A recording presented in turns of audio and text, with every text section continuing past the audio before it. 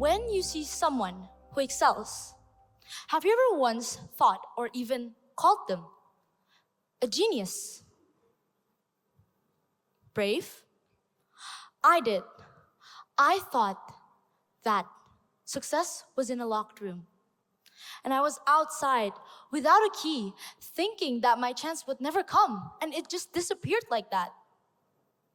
We can see bravery in a person like Malala Yousafzai, an inspiring figure known for her courageous acts. But here's the thing. Malala's bravery wasn't the key to that door, but it was her relentless, day-by-day effort to find that key. For someone to finally listen to her voice when there seemed to be none. Okay, I'd like you all to participate. Raise your hand if you ever felt this feeling before. Let's take, for example, when you found an old photo of yourself, and then you felt this sudden pang of missing that version you used to be. Have you ever felt that before? Raise your hand if you have. Okay, I'll also raise my hand because I felt that feeling before. Now, keep your hands up if you also remember that person was anxious, insecure, maybe a little lost. Okay, thank you. Now let's lower our hands. Isn't this such a fascinating paradox? To miss someone who is struggling. And that's why I'm bringing you to the second self, where we're gonna dive into a story of talks about the process beneath a figure. And this is where our story begins. This was me back in 7th grade. I could say that I was a very expressive student. And one thing for sure, I wouldn't care about my appearance because I was so excited. I was filled with like joy and everything in that. Because showing this now, this picture right behind me, this is super embarrassing because it kind of opens a door to a depth that I often don't share. Okay, this is embarrassing. Let's get back to track. Back then, I was slowly making friends. Everyone around seemed to be so joyful, excited. And I desperately wanted to be part of that joy. So I decided to become the human exclamation mark. There, this thing, this exciting soul, it was all a calculation. Because one thing for sure, I was scared. I had a fear. The fear of being left out, the fear of being pushed aside, the fear of being not known, not seen. So I made a deal that if I was the loudest person in this room, everyone would notice. They would like me, right? That excitement of energy. Well, the math worked. And I thought that my volume was my value. My energy was my entry ticket. But equations can slowly change because slowly I was becoming the noisy friend, not the exciting one anymore. Because everyone seemed to just have grown out of the phase, and I was the person who was trying too hard. They seemed to just grow and matured into fresher minds, new lives, new mindsets. And I couldn't. I felt stuck. Because I felt like I was running in a place on a moving walkway, watching the world walk ahead of me. My friends were still there, yes, physically, but the connections even felt shorter. Conversations could only last a few seconds. And honestly, that was just a horrible time to be in. I thought that with my voice, people would notice. So I decided to put all of my hopes up in 8th grade, where my seniors would say, my dear seniors would say, this is the best part of 8th grade, the peak, your best moments. And I bought that because I was filled with new, fresh enthusiasm, a new motivation to begin and start and move forward. And my seniors, they were right in a way. Because I was introduced to new faces, new possibilities, and a new group of friends who seemed to notice one another. And then something happened because I realized that old fear inside of me didn't change. This fresh start didn't fix that old me because I still had the fear of being left out, of being pushed aside, of being lonely all over again. And I started to act upon that fear because I started to hurt people, not with just my words, but with my silence. And my friends easily influenced as well because we were still young. We didn't know what was right and what was wrong. We were confused. And we were stuck in this toxic cycle. The one that we couldn't get out easily. But then, time progressed again. People moved on, they grew, they left that spot. Even though they haven't apologized, but they eventually came around. And I still couldn't because I was stuck behind with nostalgia. And honestly, that was just so worse because I fell into the same rabbit hole as I did in 7th grade. But this one just felt slightly different because I wasn't the one hurting, nor the one that was hurting someone. I felt trapped in between. And honestly, if I have to look back now, I would realize that 8th grade, the universe was teaching me such a deep and quiet lesson. The lesson of being careful, to pick on my words, to think before action. I decided that I wanted to view the world, but what if I change first? What if I not wait the whole world to change so I can see it differently? And if you ask me, would I want to live 8th grade all over again? To face that scared loneliness, pain, suffering? I would. I would want to relive 8th grade all over again. Because I had to learn how to fall, how to slap in the face feels. And all I need now was a step to try and build myself all over again. And so I took that step. But it wasn't joining a club, nor raising my hand, but it was something that was more internal.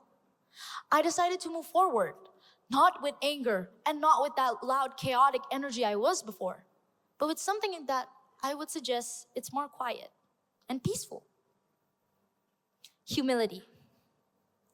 Those 2 years of experience didn't make me feel like I was the victim.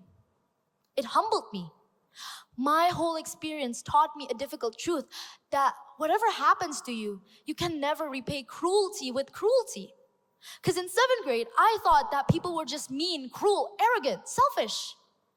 And in 8th grade, I was scared to face that fear. So I became the person I feared the most. And I knew I was wrong, but I was scared to admit. But now I realize that it was never wrong to admit that we were imperfect.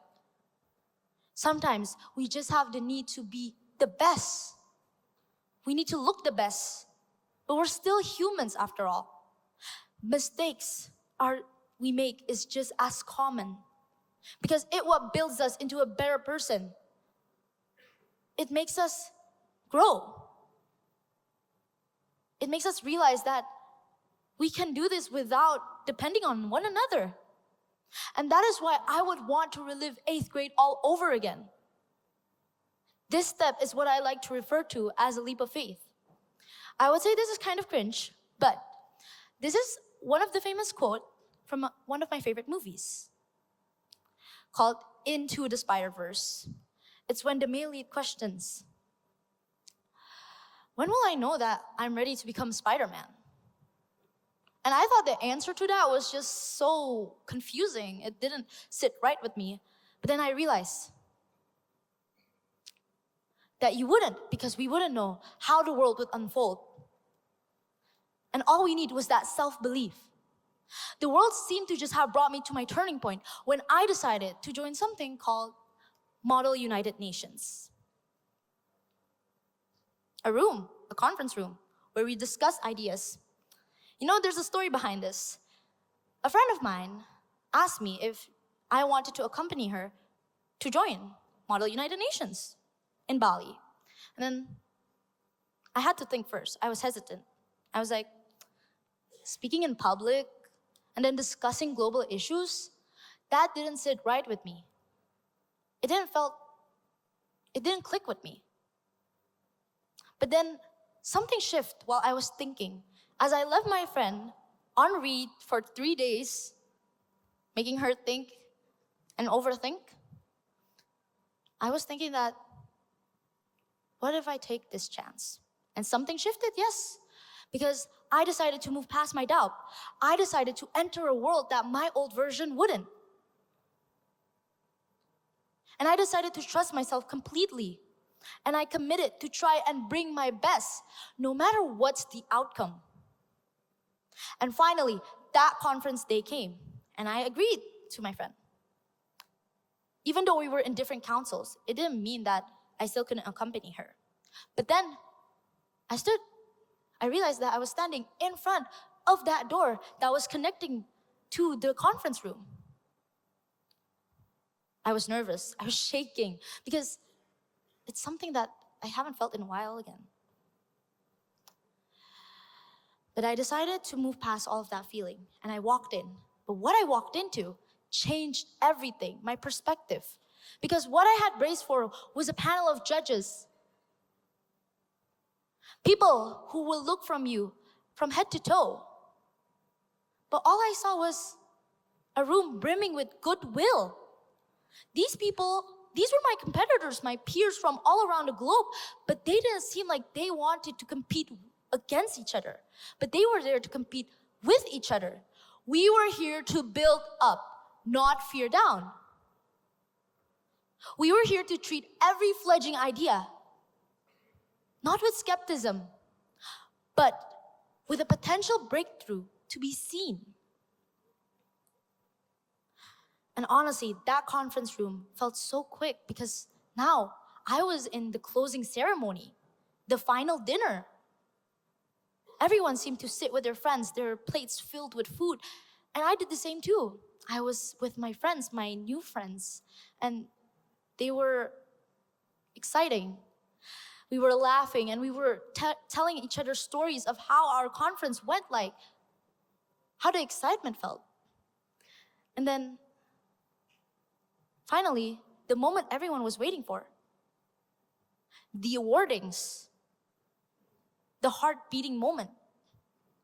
We sat in silence as they announced council by council, cheering silence all over again. And then, my face flashed on that screen. I felt a rush, but it wasn't pride. It wasn't something that I felt proud of, but it was more like gratitude, because it wasn't for the award. It was for the experience. Because once I walked through that stage, I realized that this award was just a symbol. The real prize was the community. The real prize was knowing that I finally belonged somewhere, not because I was the loudest, but because I was seen and heard. Not because I performed well, but it was because I was a part of it. And yeah, I walked away with a certificate, but I walked away with something that's more valuable than what a paper with my name can do. I walked away with a memory of a room filled with people who shows that sometimes support isn't always earned, but it's just given naturally. And that is something that I would always be grateful for. And in preparing for this talk, I came across a very psychological theory that we'll go into. Now, I kind of see my younger self in a different way. I don't truly miss her, but I honor her because she was able to face her biggest fears. She was able to become the person that people will despise, love, enjoy. And then she decided to root on herself. to not care about those opinions. Because it didn't matter to me anymore. Opinions are opinions, whether we like it or not. Like I've said before, everyone seemed to move past me, thinking that I was invisible. I realized that they were chasing for their own goals in their own worlds, and I wanted that. As I said before, I found out a psychological theory discovered in 1950s by a psychologist called Erik Erikson. He proposes 8 stages of life, what the human life feels like. And each one resolves into each conflict and how we can resolve it. I was specifically stuck in stage 5, called identity versus role confusion. This is the stage where we ask, who do I want to be? Where am I? Where do I belong? What do I want to do? And I was deeply in that confusion. I stood still, unsure, as people had purpose moving ahead of me. Erikson says that the only way you can go through this stage is not by isolation, but it's by connection. And that conference room became exactly that. It was the living answer to my confusion. They were the people who made me feel like I belonged somewhere. I was noticed. And I felt genuinely happy there. And if I had to say that, if I want to go back to MUN, would I need so much preparation? Would I need all of the tough hearts? But honestly, I realized that MUN was the best thing that could ever happen to me because it changed my perspective all around the world. It made me realize that some people could face their fears, but some couldn't. And sometimes you need a support, but you also need your independence. You can't just be dependent to someone, but you have to balance it. So here's what I leave you with. We try so hard to polish and build a self that people will like, that we truly forget to value ourselves. And once we question ourselves, is this the path that I want to take? Is this the path I want to take? No, because this journey began not with confidence, but it began with a decision. A simple decision that could change your life. And I want you to make that decision. And I like to end my talk here with a famous quote from one of a famous designer. Well, it's not that famous, but I know. She said that the most courageous act is still to think of yourself out loud. Quoted by Coco Chanel. Thank you, honestly.